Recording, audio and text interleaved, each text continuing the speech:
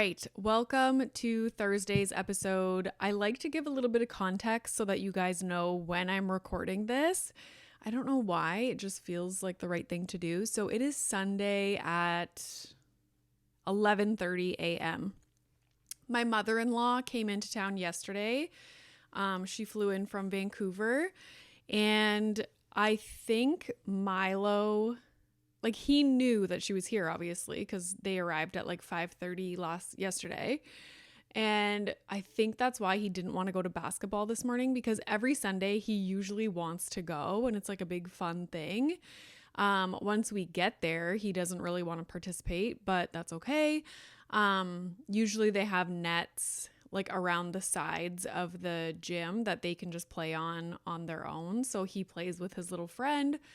And it's just something to do, get out of the house. He can release some energy, whatever. But this morning he was like adamant about not going. And I was like, what the hell? Like, I never know what to do. But like at the end of the day, I messaged my mom. I'm like, what do we do? Like, he's refusing to go. He doesn't want to get dressed. Like, he wasn't crying or anything. He was just like, I don't want to go. And my mom's like, then don't go. Like, why stress about it? And it's so true. I feel like we put so much pressure on ourselves to have our children involved in these activities. And like, he's 4. When did I start doing extracurricular activities outside of the house? I'm really curious. I'm going to ask my mom, because like, I'm sure I did not have this stuff going on when I was 4 and in kindergarten. I'm pretty sure I just went to all my brother's stuff, who, like, he's 4 years older than me. And that was like me getting out of the house.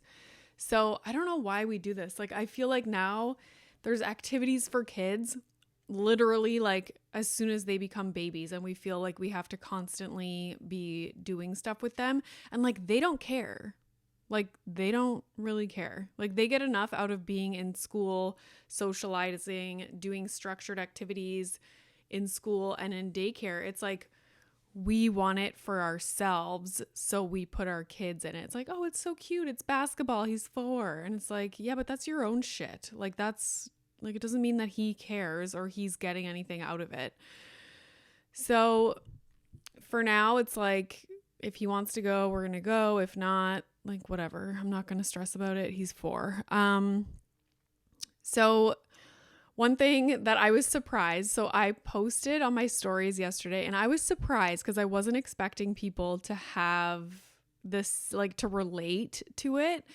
And basically it was just a picture of me with like the googly eyes, and it was like, my husband has been gone for over 24 hours. He had this conference thing in downtown Toronto, so he stayed overnight. So it was just Milo and I.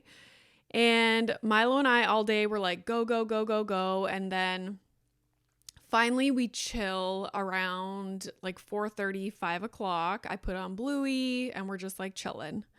I'm having my soup, and my husband was bringing home dinner for Milo. So I'm like, okay, like, let's just relax. And then they come in the door and like, we say hi, whatever.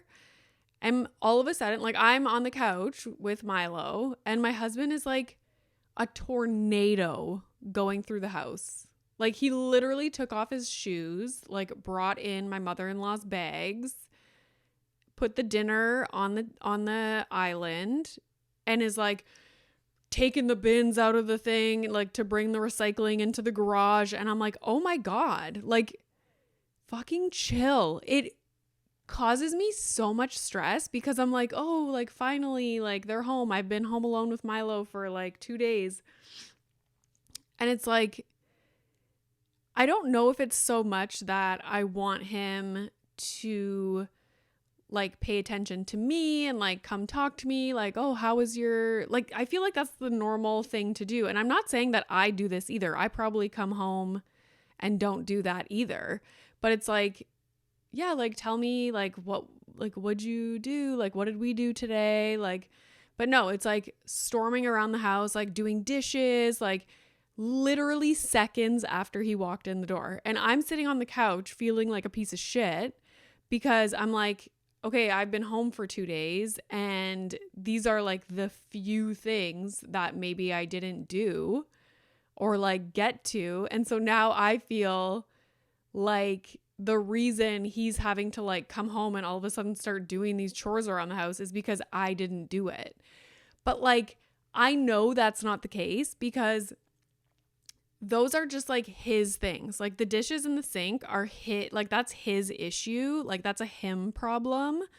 And I need to stop feeling guilty about him walking in the house and starting to do dishes, because it's not like he walks into the house and clears the table at the front entrance, which I do every single day, like putting shoes away, putting coats away, putting his baseball hat away in the closet. Like I do that every day, but that's not his thing. That's my thing. So I never expect him to do that either.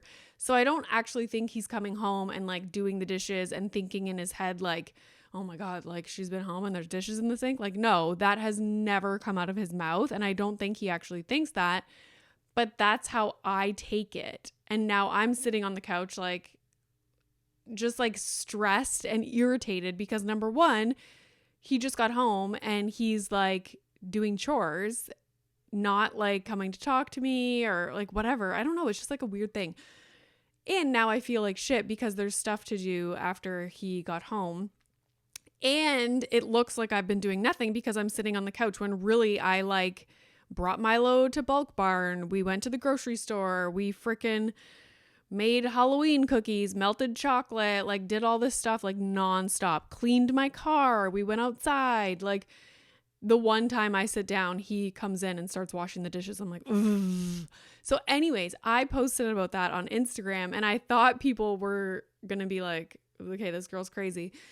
But no, everybody was like, oh my God, I so relate to this and it drives me nuts. So it's like a common thing that happens. And some people too were like, I can relate to your husband because as soon as I get home, I do the same thing. And all I can see are the things that have to get done.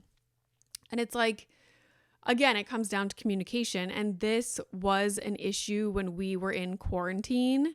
Because same kind of thing. I was home alone with Milo all day. My husband would come home and instantly start doing the dishes. And I was like excited and waiting for him to get home all day. And then he would go and start doing dishes. And I'm like, okay, like, and I remember when I had my blog that I was writing regularly on, I wrote this blog post and it was like unicorns aren't coming to whisk you away to like a fantasy island just because your partner gets home. But that's kind of what I was building up in my head all day was like, oh, I can't wait till he gets home. Like my day is going to be so much different as soon as he walks through the door. Like there's going to be another adult here. Like I'm going to have help. I won't be like the primary caregiver, like watching Milo. And at that time, Milo was at the age where it was like, you have to watch them 24/7 or they're going to hurt themselves. So it was the exact same thing. He'd come home, start washing dishes, and I was just like so pissed off. So we had to have that conversation. Like, when you get home, can you just fucking chill? Can you just like come sit down? Like, I've been waiting for you to get home all day and you walk in the door and you start doing something else. And I remember talking about this before and somebody was like, at least they're doing the dishes. Like my partner comes home and starts playing video games. And I was like, oh my God, I would rage. And a lot of people are like, yeah, but they were at work. They need to decompress. Like, what about us? We have not been able to decompress all day either since the moment our fucking eyelids open. So why, like, are we going to take turns? Like, there has to be some kind of communication about who's going to decompress when. And like, no offense, but for me, driving a half hour home in a car by myself, listening to a podcast, like drinking a coffee or whatever, like that's decompressing to me. So it bothers me when people, if you have a commute where you're like alone, that is like, instead of being home alone with little kids, like no offense, little kids, not that I think you're listening, but like that is, you can't say that you don't decompress during that time. But again, if you need to come home, play video games, whatever, check Twitter. My husband loves Twitter.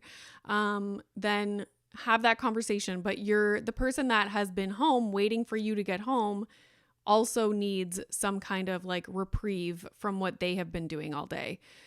So anyways, that was a massive rant on just like the simplest of things that happens in our daily lives, but that's how it is. It's like these little fucking things that happen that are actually a big deal and make you feel a certain way. And you're like, why do I want to fucking punch a hole in a wall? Because my husband came home and he's washing dishes. Yes. Like, let's unpack this. So that's what I did. I just unpacked it. And like, I know my husband saw that story because he watches all my stories and he didn't even say anything. And I was like, what a turd. Anyways, we'll talk about it later. Okay. Also, and this is funny too, because Milo is just in this stage, like, oh my God, chatterbox, like yelling, like rambunctious, like just over the top. Like 4-year-olds are a lot. And obviously I've been entertaining him and like doing all the fucking things the last like day and a half, trying to make Halloween recipes and melting chocolate and like all the things. And by last night, like by the time my husband got home and I was so ready to just like, let me watch a Formula One show, like Milo, go to bed. Like listen to this silence right now. Like incredible, because it has been non-stop. So last night I was like, holy fuck, let me watch a Formula One and crawl into my cuddly little bed. It's big, it's a king. And start reading a new book, because I'll give you my book report at the end of this episode, but I started a new book last night and I just couldn't wait to get into bed to start reading it, just to like have peace and quiet and like think my own fucking thoughts, like just be able to think my own thoughts, like not have questions being asked and like, Mommy, you want to see this? You want to see this?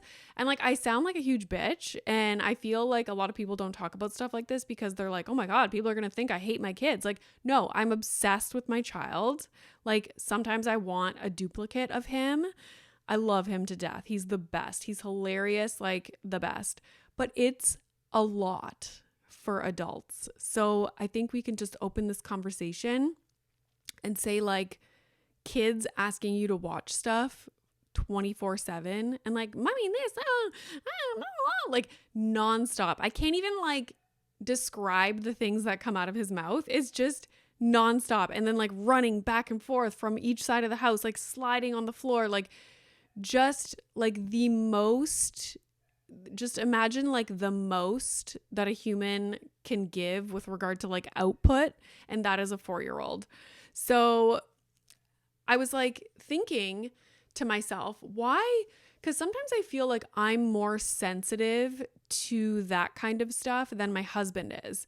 And I'm like, why is that? Like my husband doesn't really, not like complain, but he doesn't seem overwhelmed by things. And like I have 24 hours alone with Milo and I'm like, oh my God. Like I just want to get into bed. Like the dog's barking, like the overstimulation, like touched out, like I'm just all the things. And he never seems to be that way. And I'm like, is he just not expressing that or what is it? So I was thinking about it and he actually made a comment this morning because they went out right now. Like that's why the house is quiet, because my husband, my mother-in-law and Milo went out to get some pumpkins. And I was like, okay, like get out of the house because I need to record my solo episode.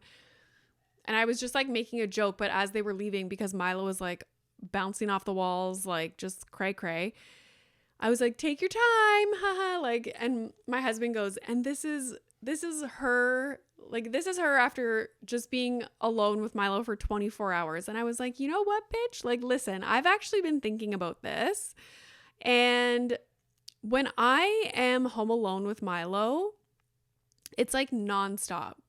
We did not have the TV on yesterday. Like we took like 2 little TV breaks throughout the day. And other than that, it was like go, go, go, answering questions, like instructing him to do different things, like putting out fires constantly, like all the things nonstop, taking him outside. Okay, let's get dressed. Let's go to the store. Let's do this at the store. Like, no, you can't have this. Like, just non-stop. And then I wonder why at the end of the day, I am like, just have had enough and just want to sit in a dark room, like rocking back and forth. And that's why.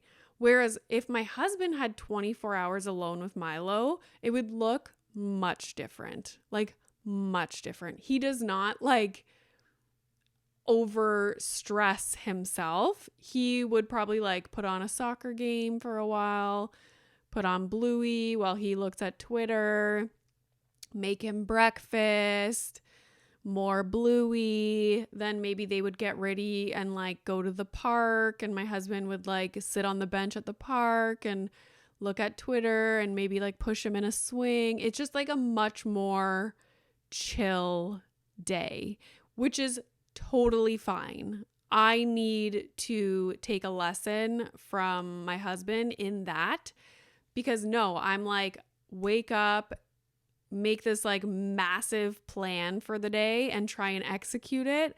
And then by 5 p.m., I'm like shooketh, like just not okay. So that's why. That's my explanation. So yeah. Chill, Renee. Chill. And that's how I am all the time. Like when the morning comes, I am like, plan out the day. I overestimate how much I can get done in a day all the time. Like all the time. I'm like, I'm going to do this. I'm going to go to the mall, return this, do this. And then I get like 2 things done. And I'm like, oh, okay. How much time do we have here? Okay, 17 minutes. I will give you my book report. So I was reading, the last book I was reading, one second, I gotta take water. Okay, so the last book I read was The Hotel Nantucket by Elin Hildebrand, I think is her last name. It was so good. I can't even describe what kind of book it like. It's not a thriller. It's not a romantic comedy. It's not like any of those things. It's just like about the goings on of a hotel. Like they remodel like this old hotel in Nantucket and da da da da da. And like I have heard of Nantucket, but I don't think I actually understood what it was. I didn't realize it's like an island off the coast. And anyway, so I've been looking it up and I'm like, oh my God, I want to go to Nantucket. It's very expensive. But maybe one day. And apparently all her books take place in Nantucket, which is super cool. So I might read another one. I put up a sticker on Instagram and asked what I should read next. And somebody mentioned It Ends With Us, and then she just released, I think it's a prequel or a sequel to that book, and it's called It Starts With Us. Maybe it's a sequel. Anyways, I have been hearing about these books for so long, so I was like, you know what, Renee? Just get the book and read it so that you can be in on the conversation. So they're by Colleen Hoover. I started it last night and so far I'm loving it. So that's a good sign. You know how like you start reading a book and you just like get a vibe for what it's going to be? And I'm very like, I want a specific kind of book to read before bed. I want it to be fiction. I want it to be like, I don't know, like interesting and like really like interesting characters and a story, but not necessarily like a thriller, nothing disturbing. Like I don't want anything about like abuse or like drug use, because I don't know, I don't want that before I go to bed. I just want like a story that is entertaining and light, and yeah. So Hotel Nantucket was perfect for that. And I'm hoping It Ends With Us is also perfect. At first, my thought was, oh, you should get a novel that takes place, like the story takes place in Miami, because we're going to Miami on Wednesday, just my husband and I. And I looked up a few of them, but none of them really like tickled my fancy. So I just decided to take a safe choice with It Ends With Us, and then we'll see how much I read on the trip. Maybe I will even get to start It Starts With Us also. So we'll see. Speaking of Miami, so we are going to Miami Wednesday. My husband has a conference. So I decided to tag along with him. Obviously, if his conference was somewhere not as enticing, I probably wouldn't go. But Miami, sure, I'll go to the sunshine, especially after the weather that we have had recently. Up in Toronto, it has not been very nice. So I'm looking forward to sunshine. So Wednesday, we fly back Saturday. Initially, we were going to fly back Sunday, but we decided to fly back Saturday because I had bought my husband tickets to see Kevin Hart because he's performing in Toronto on Saturday. I think he has 2 shows, Saturday and Sunday. So anywho, I bought really good seats, and I was like, at first, because we were going to go to Miami, I was going to sell them. But then my husband was like, we could always just fly back to Toronto on Saturday, spend the night downtown in Toronto, and then go home Sunday. So that's what we decided to do. So Kevin Hart, like, you better put on a fucking good show because we are coming home from Miami to see you. Obviously he listens to this podcast, so, you know. So yeah, that's the plan. When we're in Miami, during the day, my husband will be busy. He'll be at a conference. So initially my plan was like, Renee, bring all your equipment, book some interviews, do some you know how I am. And I decided, you know what? No, I'm not gonna, like, I'll probably bring my recorder and some microphones and a camera in case my husband and I record an episode. But I think during the day, I'm literally just gonna lay by the pool, drink margaritas, and read my Kindle. And like, if my husband gets back from the conference and I'm already drunk, like, that's just how it's going to be. And then hopefully I have energy after laying by the pool all day. Cause you know, that can exhaust you. Like, it sounds funny. And maybe you thought I was just making a joke there, but I'm dead ass serious. Like, laying in the sun, like, obviously I'm going to wear sunscreen and try and be in the shade, but it gets exhausting. So I'm going to do that. And then my plan will be to go back to the hotel room, shower, get ready. I'm going to try and pick out like really stylish, stunning outfits. Yeah, Lord help me with that one.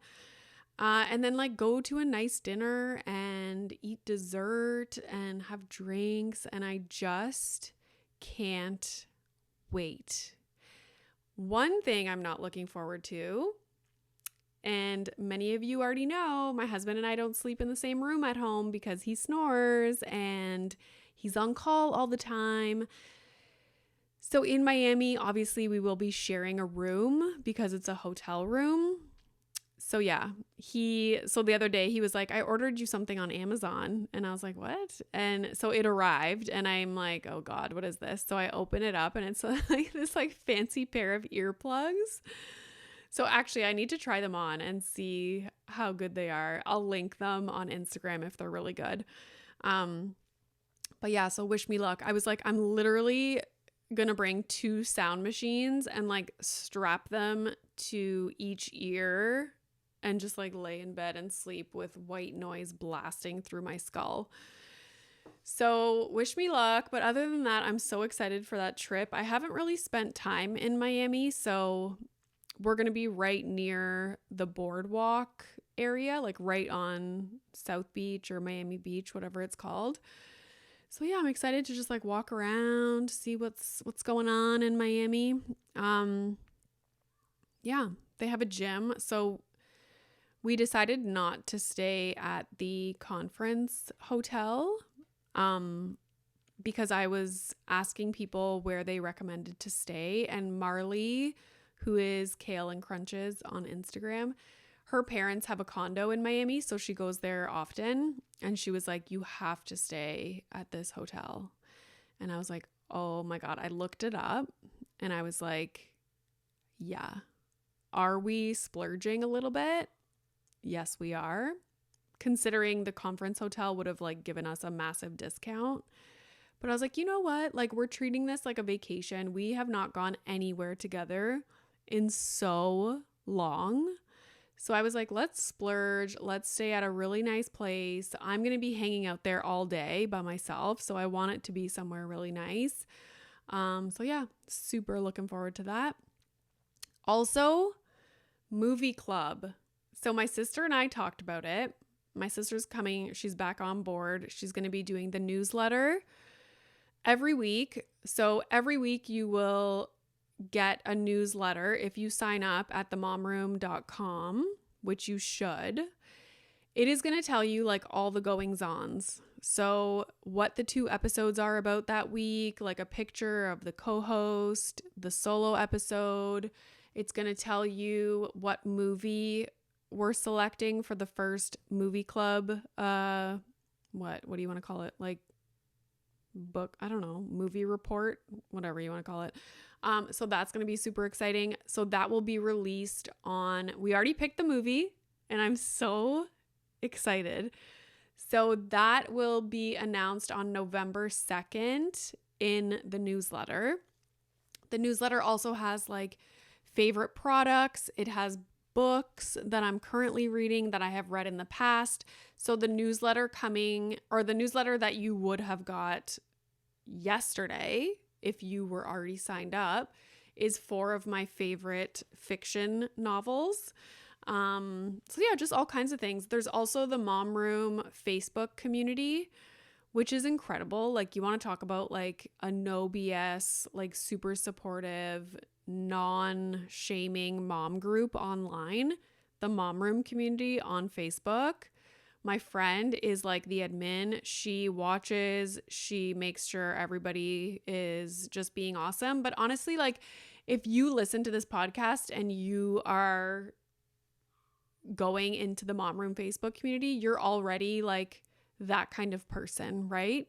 Not a lot of people that would shame other people listen to this podcast, I don't think. So, in each newsletter, I also give the topics that have been like the topics that are being talked about in the Facebook community. Just so that you know, like one week it was default parent and then it was, car seat stuff. So yeah, always new things going on. And the newsletter is just kind of like what is happening for me, for the podcast, for the Mom Room in general, like that week. So it's just everything in one space. I have been thinking about launching something new and extremely exciting because I don't find doing this one solo episode a week enough. I love doing the solo episodes, and like as I live my life, I literally just have so much to say about everything, and I find doing one episode a week is just not enough. So I've been trying to think of how to get more episodes out there.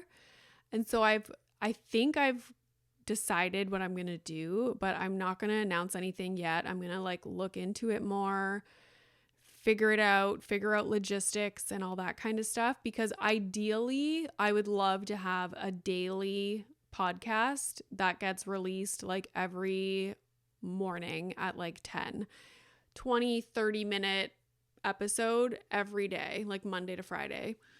So stay tuned for that. I will keep you posted. And it's going to just be like everything. Because I think I'm an overthinker and I need to like get everything out of my brain. So I love doing the solo episodes. So yeah, stay tuned for that.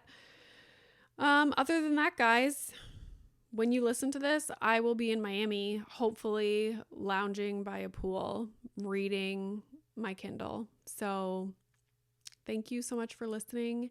If you haven't already, subscribe to the YouTube channel because I'm kind of a YouTuber now. I have surpassed 1,000 subscribers and I'm like, what? Like, who am I? Like, geez. So yes, YouTube, subscribe to the newsletter. I'm not even kidding. It's the most fucking beautiful newsletter you've ever seen in your life. And you will be happy when it enters your inbox because it's just so stunning and gorgeous. I hired a professional to make the template and it's the best money I've ever spent. Check out the website, themomroom.com. Also hired professionals, stunning, gorgeous, all the things. So yeah, guys, excited to have my sister back on board. She's going to be slowly taking over different things so that I can focus more on like content stuff. And yeah, that's all for now. Thank you so much for listening. And today's my dad's 65th birthday. Happy birthday, Dad. All right. I hope your children sleep tonight and don't ask you fucking 1 million questions during the day. Okay? Okay.